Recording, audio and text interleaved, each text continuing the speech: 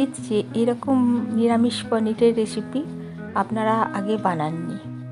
এটা একদমই আমার মস্তিষ্কপ্রসূত, আর বানিয়ে খেয়ে দেখুন কি অসাধারণ টেস্ট হয়েছে। আমি নিজেই অবাক হয়ে গেছিলাম, আমি ভাবতেও পারিনি টেস্টটা এত ভালো হবে।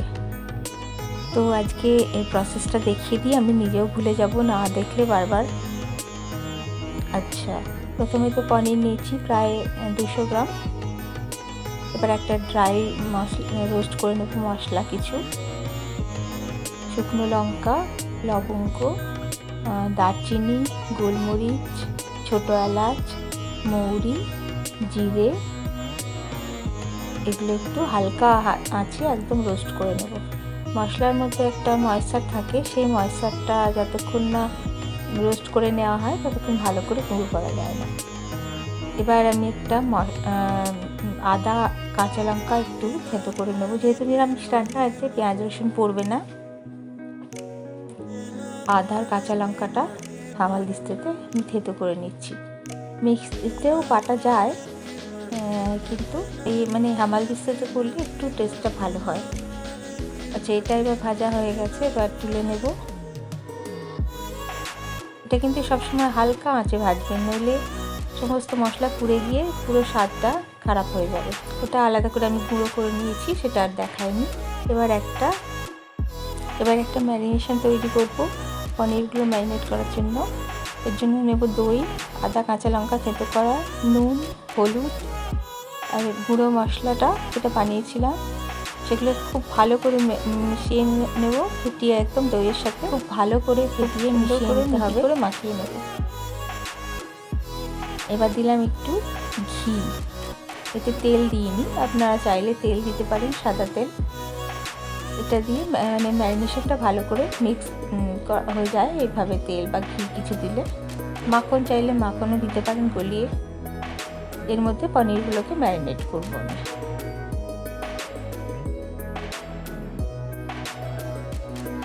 পনিরের টুকরোগুলোকে এই মিক্সচারটার মধ্যে মাখিয়ে নেব খুব ভালো করে। এতে কিন্তু আমি কোনো কর্নফ্লাওয়ার বা ময়দা কিছু এখনও দিইনি, দেবও না। এটাতে শুধু এই মশলার কোটিংটাই থাকবে। 2-3টে টুকরো আমি রেখে দিলাম, ওটা পরে আমি ইউজ করব।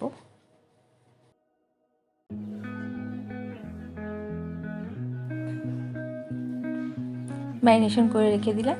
এবার আমার কাছে কাজু ছিল না বেশি, কয়েকটা টুকরো পড়েছিল। এটা 8-10টা কাজু হলে ভালো হয়। আমি একটু গরম জলে ব্লাঞ্চ করে নিলাম। হালকা গরম জল ফুটিয়ে তার মধ্যে কাজুগুলোকে ফেলে দিলে 2-3 মিনিট ফোটালে নরম হয়ে যাবে। এবার সাদা তেল গরম করে তাতে আদা, কাঁচা লঙ্কা যেটা থেতো করে রেখেছিলাম সেটা দিয়ে দিলাম। একটা টমেটো 4 টুকরো করে, মিডিয়াম সাইজের টমেটো একটা একটু কেটে টুকরো করে ওর মধ্যে দিয়ে দিলাম। আর টমেটোটা গলা পর্যন্ত ওটাকে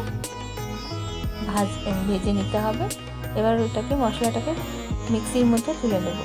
এই মিক্সির মধ্যে আগে আমি কাজু ব্লাঞ্চ করাটা ওটা তুলে নিয়েছি, সব একসাথে পেস্ট করব।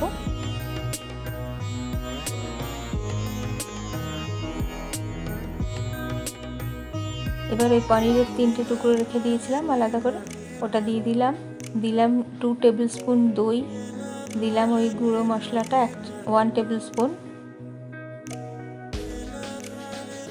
এবার একটু হলুদ দিলাম কসুরি মেথি, আর হালকা একটু আটা বা ময়দা এবার পেস্ট করব। আটা ময়দাটা দেওয়া হয় এই কারণে যাতে দইটা রান্না করার সময় ফেটে না যায়। এবার যে তেলটা বেঁচে আছে ওই তেলটার মধ্যে একটু ঘি দিয়ে দিলাম, একটা তেজপাতা আর জিরে ফোড়ন দিলাম, গোটা জিরে। হিং অবশ্যই দিতে হবে, 1/2 টিস্পুন মতন হিং। এই মশলাটা সুন্দর গন্ধ বেরোবে।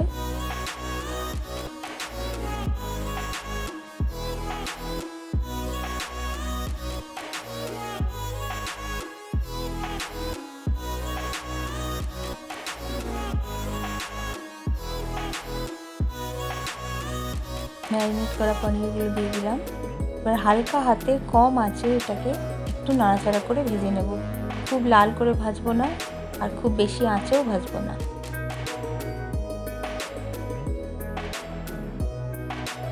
মশলার ফ্লেভারগুলো যাতে একটু ঢুকে যায়। ব্যাস হয়ে গেছে, খুব হালকা করে ভাজলাম, দিয়ে তুলে রেখে দেবো।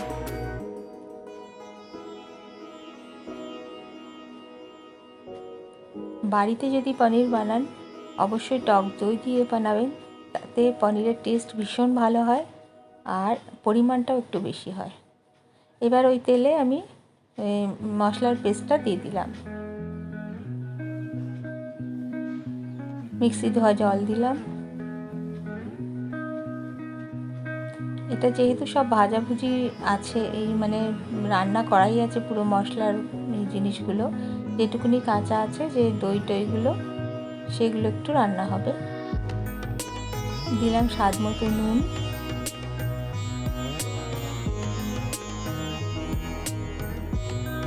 চিনি দেবো অবশ্যই, যেহেতু দই পড়েছে, টমেটো পড়েছে, চিনিটা মাস্ট দিতেই হবে। আর নিরামিষ রান্নায় একটু চিনি তো ভালোই লাগে। এবার এটাকে একটু তেল বেরোনো পর্যন্ত এটাকে ভালো করে রান্না করতে হবে, কষাতে হবে আর কি। মশলাটা এমনি তৈরিই আছে, সমস্ত মশলার মধ্যে দেওয়াই আছে, আর কিছু দেওয়ার নেই।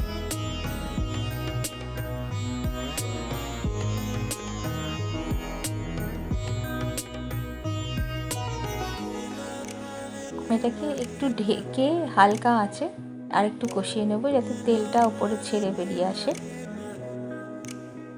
একদম গ্যাসটাকে সিম করে দিয়ে এই মশলাটাকে সুন্দর করে কষিয়ে নেব। এবারে ওই ভাজা পনিরগুলোকে দিয়ে দিলাম ওর মধ্যে। আর বিশ্বাস করুন, এত ভালো খেতে হয়েছিল, আমি নিজেই অবাক হয়ে গেছিলাম, নিজেরই পেট চাপড়ালাম আমি। খুব সুন্দর হয় খেতে, অবশ্যই বানান। আমি আবার বানাবো, অবশ্যই আমাকেও দেখে, এই ভিডিওটা দেখেই বানাতে হবে, কারণ আমি নিজে কি করেছি তখন আমার নিজের খেয়ালে খেয়ালে করেছি, কারণ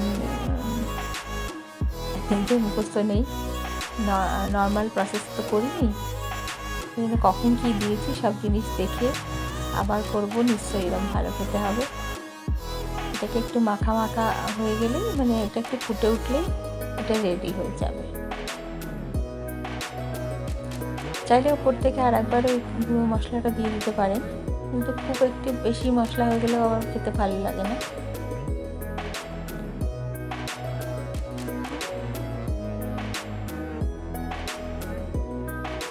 রুটি, লুচি, ভাত দিয়ে পর্যন্ত ভালো লাগবে। আমি গ্যারান্টি দিচ্ছি, আপনারা বানিয়ে দেখুন, ভীষণ ভালো হয়েছিল খেতে। তবে মশলাগুলো খুব সুন্দরভাবে কষাতে হবে, মশলা যেন কাঁচা না থাকে।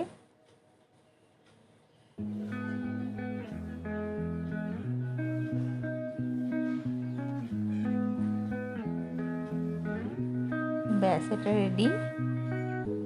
এবারে রুটি, লুচি, ভাত যা দিয়ে খাবেন, যা দিয়ে খেতে ইচ্ছে করবে তার সাথে সার্ভ করে দিন। আর ভিডিওটা যদি ভালো লাগে অবশ্যই পাশে থাকবেন, লাইক, শেয়ার, সাবস্ক্রাইব করতে ভুলবেন না। আর নোটিফিকেশানের জন্য বেল আইকনটা টিপে দেবেন, যাতে আমি ভিডিও আপলোড করলে আপনারা জানতে পারেন। আর অবশ্যই বানাবেন এই পনিরের এই নিরামিষ রেসিপিটা, খুবই ভালো লাগবে। আবার কোনো ভিডিওতে দেখা হবে। ভালো থাকবে, সুস্থ থাকবে। ধন্যবাদ।